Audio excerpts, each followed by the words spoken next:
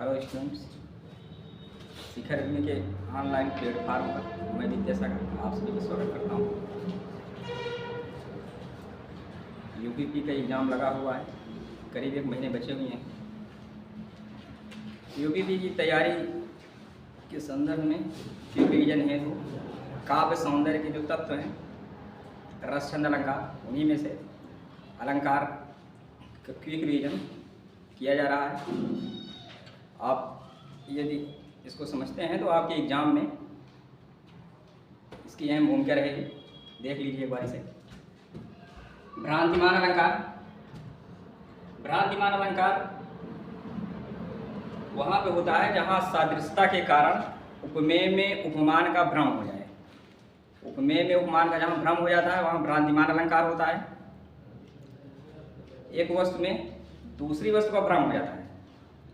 जैसे एग्जाम्पल लिखा है, उदाहरण, फिरत घरत नूतन पथि चले चकित चित भागी फूले देख पलासवन समुझे समझे दवागी। एक दूसरा उदाहरण लिखा है, अधरों पर आली मंडराते केसों पर मुग्ध पपिया। पहले उदाहरण में कोई राही जो जा रहा था, रास्ते में पलास का जंगल मिलता है, पलास के फूलों का जंगल मिलता है, तो जंगल को देखकर उसे आग का भ्रम हो जाता है। क्योंकि पलास के फूल जो होते हैं ये हल्की लालिमा लिए हुए बहुत पीले होते हैं, तो दूर से देखने पर लगता है जैसे वहाँ आग लगी हुई है। तो राही को भी पलास के वनों में जंगल की आग का भ्रम हो जाता है और इस तरह वो अपना रास्ता बदल लेता है। अतः यहाँ पे भ्रांतिमान अलंकार है। जो दूसरा उदाहरण है, अधरों पर आली मंडराते केसों पर मुग्ध पपीहा। नायिका के होंठों पर भंवरे मंडरा रहे हैं, उन्हें लाल फूल समझकर। नायिका के लाल होंठों पर लाल फूल समझकर भंवरे मंडरा रहे हैं। और पपीहा नायिका के बालों, नायिका के केसों को काली घटा समझकर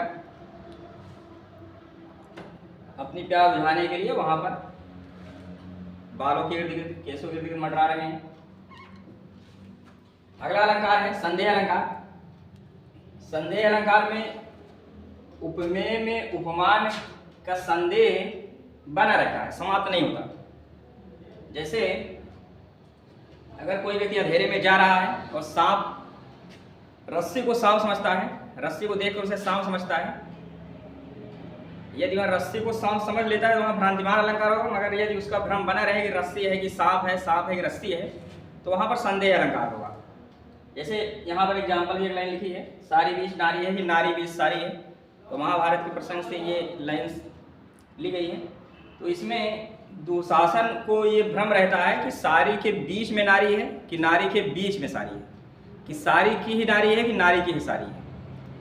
तो जो संदेह रहता है संदेह समाप्त नहीं होता, संदेह बना रहता है, तो वहाँ पर संदेह अलंकार। जब संदेह समाप्त हो जाए कि ये वस्तु ये नहीं बल्कि यही है, तो वहाँ पे भ्रांतिमान अलंकार होता है। अगला अलंकार है विभावना अलंकार। जहाँ बिना कारण के ही कार्य हो जाए वहाँ विभावना अलंकार होता है। बिनु पर चले सुने बिनु काना। यहाँ निराकार ब्रह्म के विषय में बताया गया है, जिसके पैर नहीं है फिर भी वो चलता है और कान न होने के बावजूद भी वो सुनता है। तो कारण के बिना जब कार्य हो तो वहाँ पर विभावना अलंकार होती है।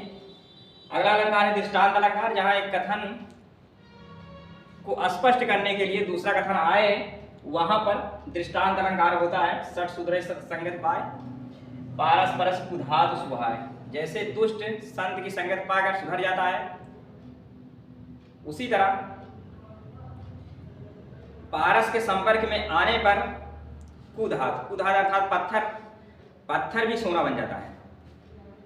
तो पहले पंक्ति में जो कहा गया है उसी को स्पष्ट करने के लिए दूसरा कथन आया है।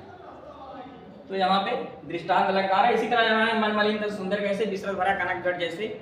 अगर मन में मैल हो तो तन को सुंदर नहीं कहा जा सकता। जिस प्रकार अगर सोने के घड़े में विष भर दिया जाए तो उसको सोने का घड़ा नहीं कहेंगे बल्कि विष का घड़ा कहेंगे। चलिए कुछ और देखते हैं अलंकार।